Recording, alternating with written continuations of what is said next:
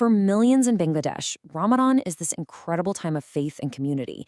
But there's another side to the story, a side that hits the wallet hard. So today, we're going to dive into this yearly cycle, a month of deep devotion that, almost like clockwork, brings a huge economic squeeze. And we'll look at what, if anything, is being done about it. You see, for so many people, this is the most sacred month on the calendar. But right alongside all the prayer and fasting, there's this other reality that kicks in. A yearly battle with the rising cost of, well, everything. It's this strange paradox, right?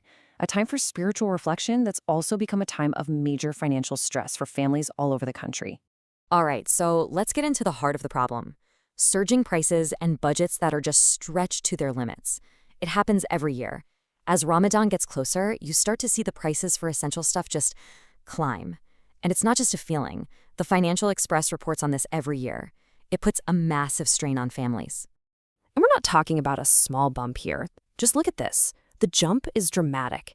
It's a huge surge that basically forces families to somehow find the extra money, turning things you buy every day into something that feels like a luxury almost overnight. So what are we actually talking about here? Well, it's all the key stuff for Ramadan, what they call Ramadan consumables. Think about what you need for iftar, that meal to break the fast each day. We're talking chickpeas, dates, sugar, cooking oil, the absolute basics. So these price hikes aren't random. They hit the very heart of the traditions that make Ramadan so special. Okay, so with this happening year after year, you have to wonder, what are the authorities doing about it? Well, looking ahead to 2026, the government has actually laid out a plan with three main priorities to try and get a handle on this. So here's the government's action plan. It's really a three-part strategy. First up, and this is the big one, price control. Second, they're focusing on keeping the power supply steady. And third, maintaining law and order. The idea is to tackle this whole thing from a few different angles, covering the unique pressures of the month. So let's break that down a bit more, this three-pronged strategy. So you've got the challenge on one side, those surging prices we talked about, and the government's response, their number one priority, is a direct answer to that, price control. The whole point is to stop vendors from artificially jacking up prices and to try, just try, to keep those essential goods within reach for everyday people. All right, priority number two, the power supply.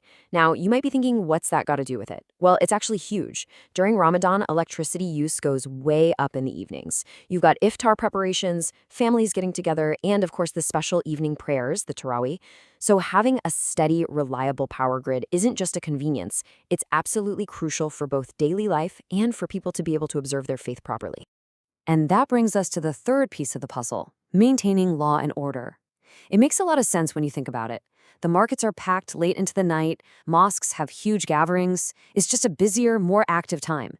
Making sure everyone is safe and secure is a top priority, so people can focus on observing the month in peace. So when you step back and look at the whole picture, what do you see? This isn't just a one-time thing. It's this recurring test, a yearly cycle where tradition, economics, and the government's ability to manage it all come head to head.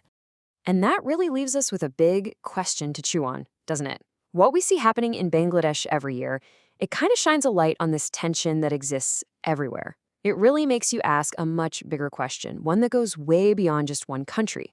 When a culture's most cherished traditions run up against the cold, hard facts of economics, who's the one that really ends up paying the price?